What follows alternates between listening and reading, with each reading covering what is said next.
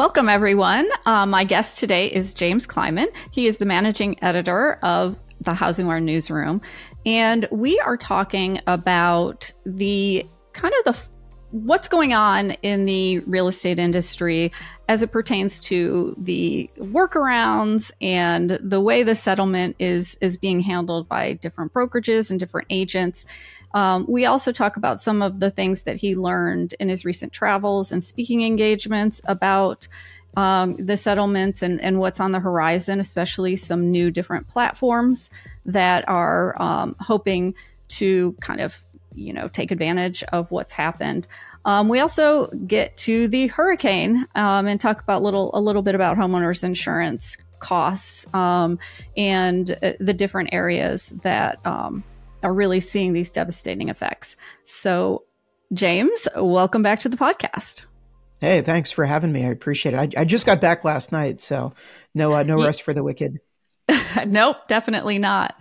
I really want to talk to you today. You've been at a couple of speaking engagements. You've been at association. I don't know if more than one, but you've heard a lot from agents and brokers in the field about how everyone is really responding to the NAR settlements, the workarounds that are being implemented unsuccessfly, I would assume. And in some of the latest on what the DOJ is still looking at as far as the clear cooperation in that. So we'll start with just, what did you learn at your recent speaking engagement? I've learned that agents remain exactly who they are. And what I mean by that is, I think as a journalist, I tend to talk to a lot of executives and I talk to a lot of people who are interested in the broader trends, the broader context, who are maybe a little bit more interested in macroeconomic news and thinking more broadly about the beat. And the reality is the vast majority of salespeople, both in mortgage and in real estate, they think about the deal in front of them. And I was just in Charleston, South Carolina, awesome town. I love going down there. And spoke to a couple hundred real estate agents, top performing real estate agents in the area. And none of them knew anything about the national inventory trends.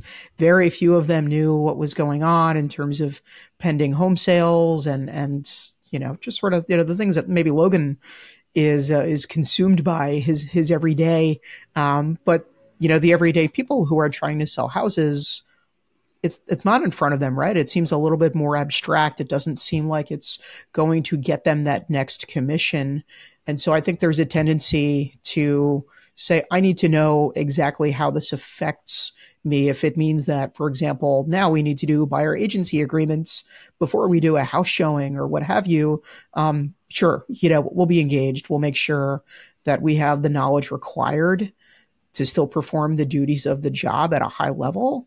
But beyond that, I don't see a whole lot of people who are really, really trying to, I think, study what could happen after that, right? Not a whole lot are two steps ahead. And that's okay. Like, that's fine. The reason that sales professionals are good at that is because they are single-minded. They are very focused in a lot of cases on being able to close that deal, to get the client, to gain their trust, to troubleshoot whatever nuances there might be in the deal, and then to move on to the next one, and not get too precious about the process, right? Is kind of thinking of it as a numbers game. And so, not that it was surprising, I always sort of knew that sales pros are wired a little bit differently than I am, perhaps. But it was interesting to hear. And so, when I was in Charleston, there were a lot of conversations about some of the changes. And South Carolina is a little bit different than a lot of states in that they already had put in place a lot of the changes that ended up being implemented through the settlement in Sitzer-Burnett. So they already had buyer agency agreements. They already had all the forms laid out in case, let's say, a seller wanted to compensate the buy-side agent directly, or any of the other permutations involved in kind of the way we do real estate nowadays. And so I think they're a little bit ahead of the curve. And so it wasn't as scary as it is when I go to Dallas and I talk to top producers and they go, oh my God, like all of these changes, it's interesting because so many people are doing it differently there because they don't have as many established practices. And I think they just have a lot more variety in kind of the types of transactions that are happening there. Charleston is a little bit more of a steady eddy kind of market where they didn't have the extreme highs of, or I should say maybe the extreme lows in 07, 08, 09, and then it booms a little bit and then it's kind of, pretty stable. And then it picks up again, of course, in the pandemic, but it didn't pick up like it did in Austin or Boise or, a lot of these sort of like pandemic boom towns. So I think it cements my general takeaway that every market really is unique. And you talk to the agents in Boise, and I imagine they have a very different experience with how the rules have kind of been, implemented versus here in Charleston, where it's small changes, but really not a lot of big issues. Yeah, I attended a broker group recently with brokers from around the country. And one of the things that they saw is that most of the agents that they are working with, well, of course, in their own companies, they've been, really pounding the education pavement, getting them up to speed on everything and have been for a while. But the agents that they're working with will generally call the listing agent and say, hey, is your seller offering compensation? And then the buyer agent will have to, or the listing agent will have to say, if your buyer is interested in a concession, they just need to put it in the offer, that they're really not supposed to be saying, yes, my seller is offering it, that it's negotiable by transaction. Right. And that's one of the biggest things they're seeing right now is that. And then, a couple of them said, yeah, we've had agents say, well, forget it. Then my, buyer isn't going to make an offer, and not understanding that they're not saying that the seller isn't offering anything or willing to offer something. They're just saying we have to negotiate that. So you present us with what you want and then we'll negotiate with you. So yeah, that definitely did come up in a number of my travels. And I think the more established agents who have 5, 10, 15 plus years of transaction experience, it's not a big change, they should already have established relationships with other agents and know how to work within kind of, a slightly tweaked system. What I have heard is it's a lot of the newer agents who are maybe a little bit more set in their ways, which is kind of surprising, I think, because they don't have enough ways yet to know. Yeah. But nevertheless, human nature is such that, this is how it's worked for them in their relatively short time in the industry. And so they're reticent to, I think, change tack and maybe in their minds, risk a deal because, well, it wasn't already stated ahead in the paperwork. And so I don't want it to just be one of 8 offers that come in, because maybe mine doesn't get selected, and so to heck with it, we're going to find a different house. Well, in a lot of these markets, like there isn't another house that will work for your client. Although we have broadly seen inventory rise, it's not like, the best houses are necessarily on the market for each client. So yeah, we are seeing some of that. Another interesting wrinkle that I have heard, and again, I should preface this by saying that for the most part, the people that I do speak to are agents who have already invested the time to go, take time out of their sales day to go to a presentation or a seminar. And so, that maybe there's sort of a bias toward, I don't want to say like professionalism, but they're willing to think of it as an investment instead of trying to get a listing or trying to do that, right? So they're investing differently in their business. And so they told me that they're seeing, in a lot of cases, established agents get even better splits on the buy side than they used to, because now they're saying, look, I'm going to sign, a 275 or whatever the local market historically has yielded. And in some cases, they're now saying, I'm going to try to push it to 3. And, maybe the seller will only offer 2.5 and their client will end up picking up the other, 50 basis points or, 0.5%. But we are definitely seeing, at least anecdotally, I'm hearing that a lot of good agents who are working on the buy side are actually doing better than they had pre-settlement. Yeah, actually, I've heard that as well. And we just did a HousingWire Pulse survey for Q4. So it's a forward-looking sentiment survey that we sent out in September. And the question asked was, have you seen a drop in the amount of compensation you're receiving due to the post-settlement policy and procedure changes? And so 67% said no, they have not seen a difference. Yep. 25% said yes, they've seen a difference, and half of those said lower, half of those said higher. And then we had about 8% said other, and the other have said they're actually making more. So figure what out, that's 8% plus about 12%, you know? So, so yeah, so it's interesting. I know it's a little early to tell, obviously, what really is going to happen. But all the predictions were that, and the whole purpose of this was that commissions or compensation would fall, would be cheaper. And I'm not sure, I guess maybe it is, maybe it can be, but I'm not sure if that's actually going to happen. What do you think? I think maybe in the aggregate, and really because it's a long tail, right? So if you think about the way most agents think about kind of the economics, so you have like the true professional, right? And they're probably at a teamerage or a big team or a brokerage. Maybe they're, a solo practitioner and they're expecting to do, let's say for argument's sake, 40, 50 million in sales this year, right? Like a real top performer in a lot of markets. They are not thinking that this is going to harm them. They're hopefully thinking that they're going to capture market share here because they're thinking, well, even if I invest $10,000 a year in my business between technology and marketing and the various association, MLS, NAR fees, if it's applicable in that state, I'm going to be making so much more. I'm going to probably clear $400,000 or $500,000, let's say, maybe more, depending on kind of their structure. So they're not going to be thinking about, losing out in this settlement at all.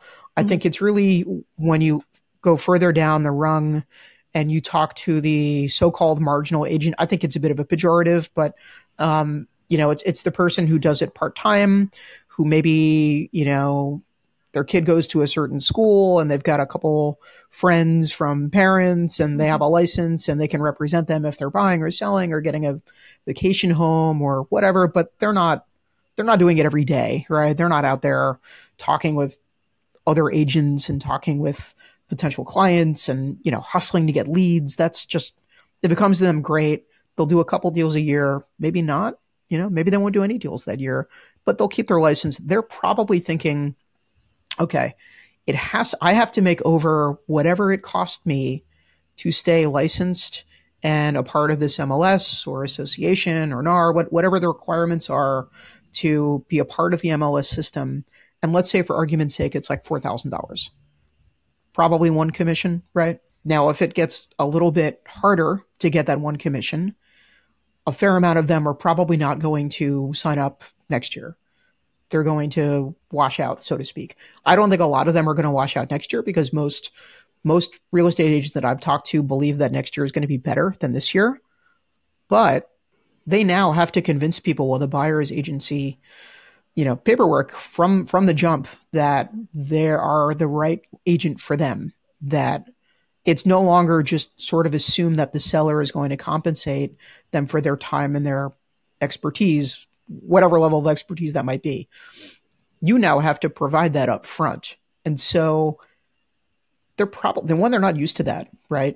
Because all the deals have just kind of come from them as casual, buy side. I just need like a little bit of making sure I don't screw up here kind of thing. But I think most of their clients probably weren't looking for like someone the equivalent of a financial advisor on the real estate side. That's a different level of real estate agent.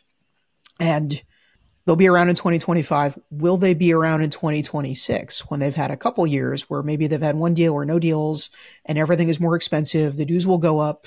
Everything is more expensive. It's harder to get clients. It's harder to convince them because you only do it part-time. And then, your competitor is doing 50 deals a year and everyone else talked about how good they are. And you see their marketing, all over the place in the local magazines and on, advertisements on the bus or however they get their word out there. And suddenly maybe your casual acquaintance in your local, kids school group, they think differently about, who to choose. And I think that will, in the end, result in a lot of agents washing out, because a lot, it's the 80-10 rule, but in real estate, it's 90-10, 80-20, 80-20, 90-10. Yeah. 90% of the business is done by the top 10, and it's probably even smaller than that. We have seen studies in which it's really kind of the top 5% in every market that are doing the vast majority of the volume in this industry.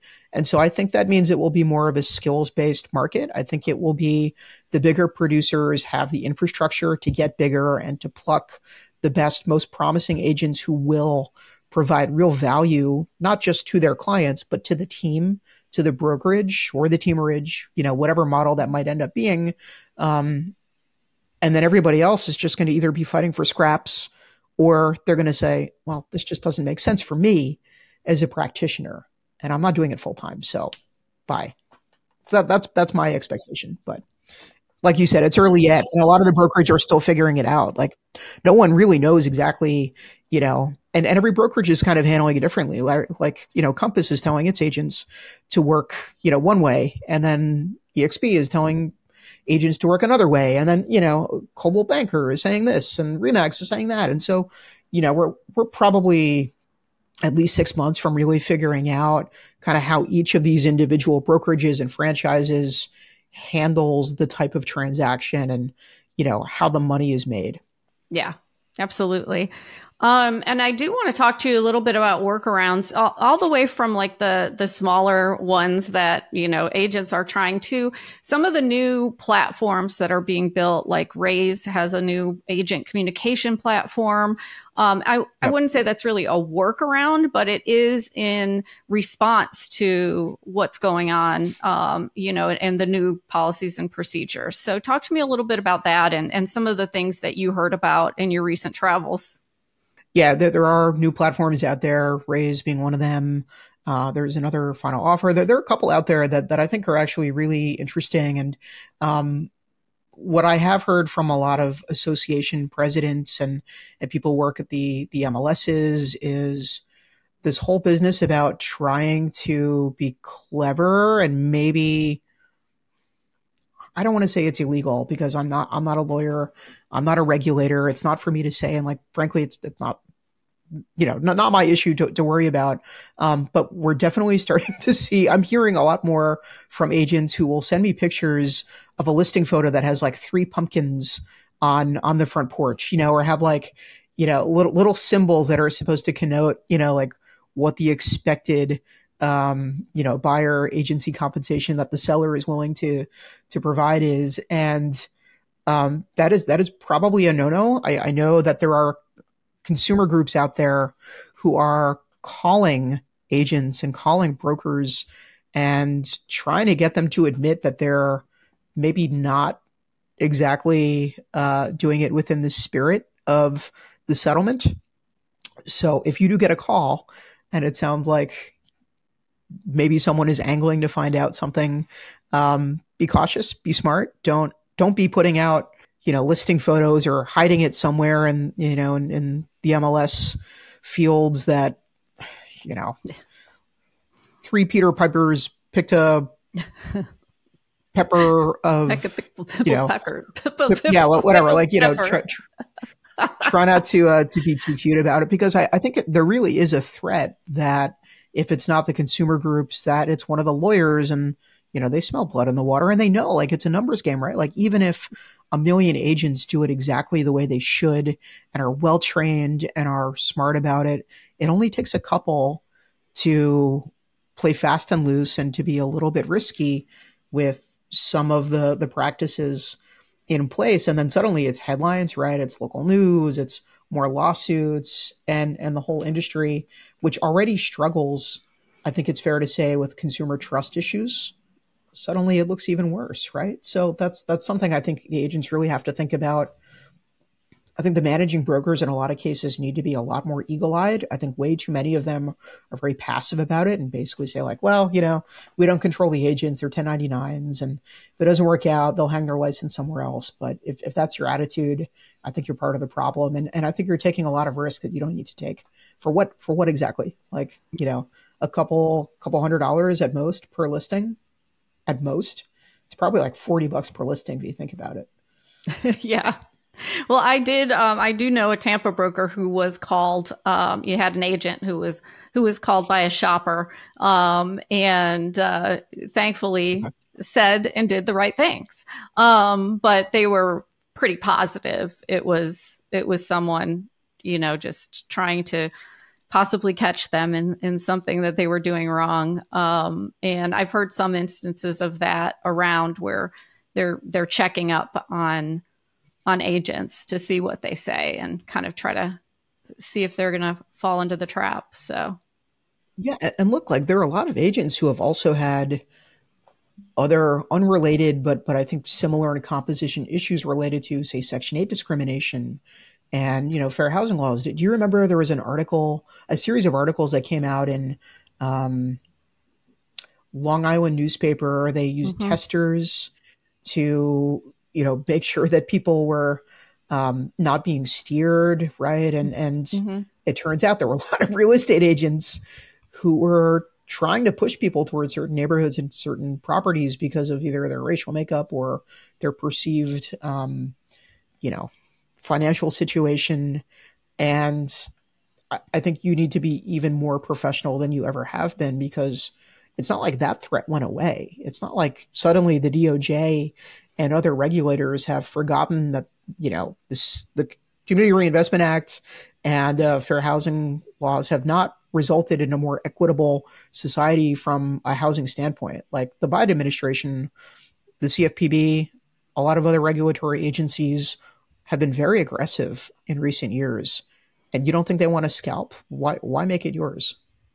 Yeah, absolutely.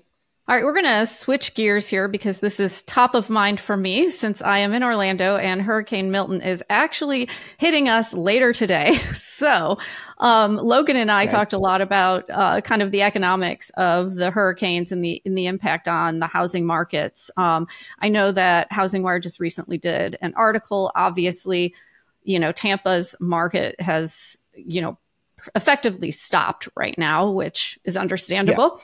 Yeah. Asheville is going to be a long way from who lists their house. Yeah. Nobody's thinking about listing out. The person who lists their house tomorrow is like, oh, you know what? Gosh, today's the day. I doubt it.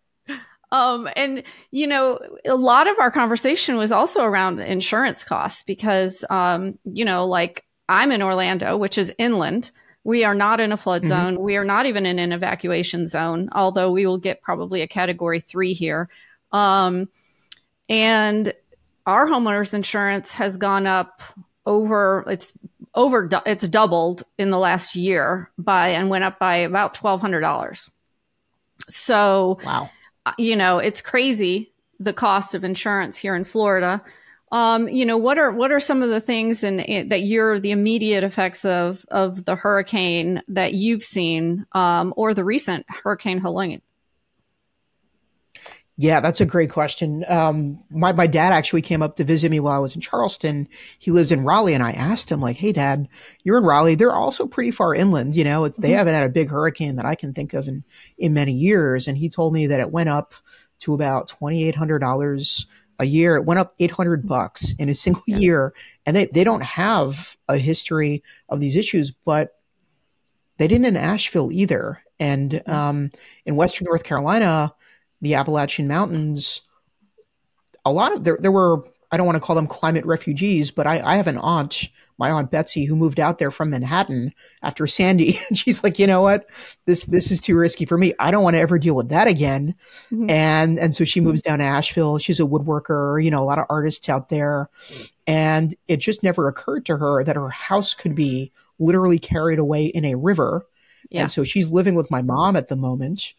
And my mom's also in Raleigh, and her homeowner's insurance had gone up, but not certainly not proportion to the risk, right? And so I think, one, it speaks to a larger question that I don't think we'll ever get answers to in the next couple of years, which is, how do we adequately put the money we need into the infrastructure to support the housing economy that we have?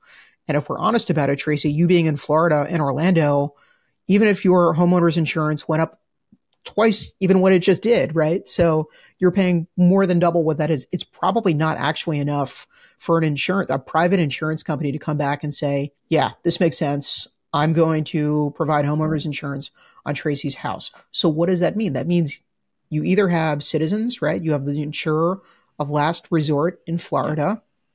That, I mean, they've had a lot of problems with it. I know they created some legislation last year to remove a lot of the issues with it. There are a lot of fraud problems in Florida as well, especially related to roofing issues.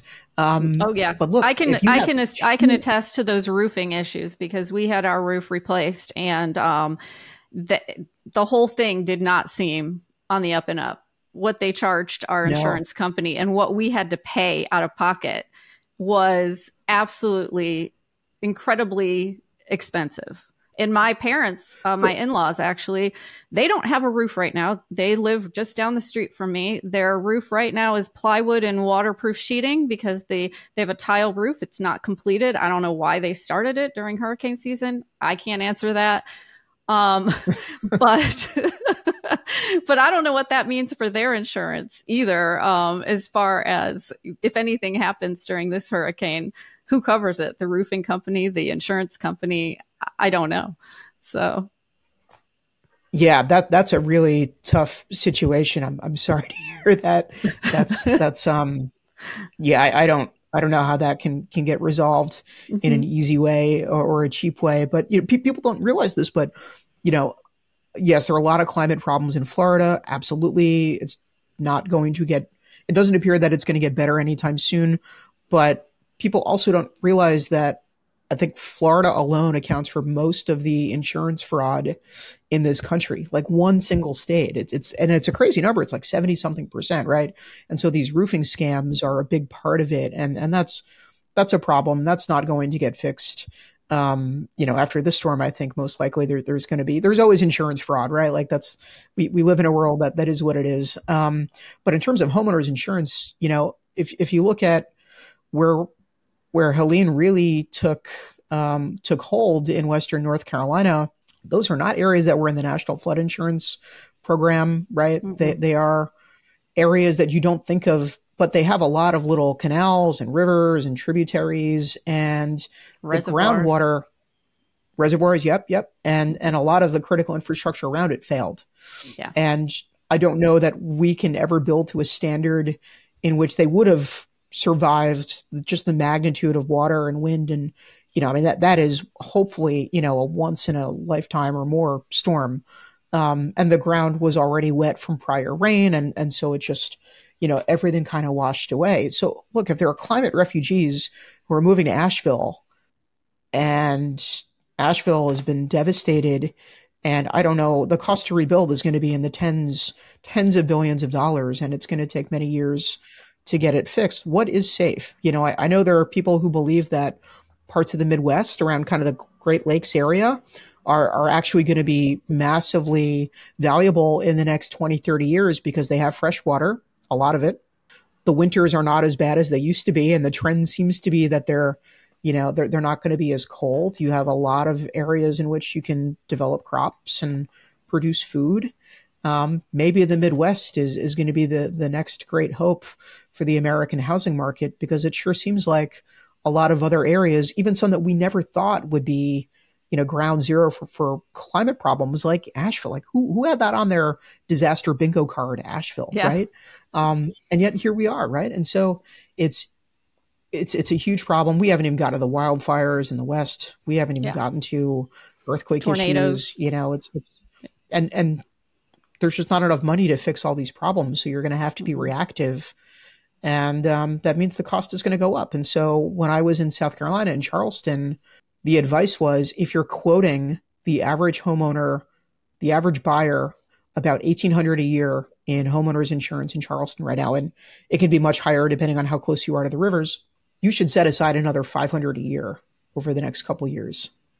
that's meaningful money. That's real money. It's not nothing, right? And so it's not just homeowners insurance. Everything is going to get more expensive. And I don't know how how we fix these problems.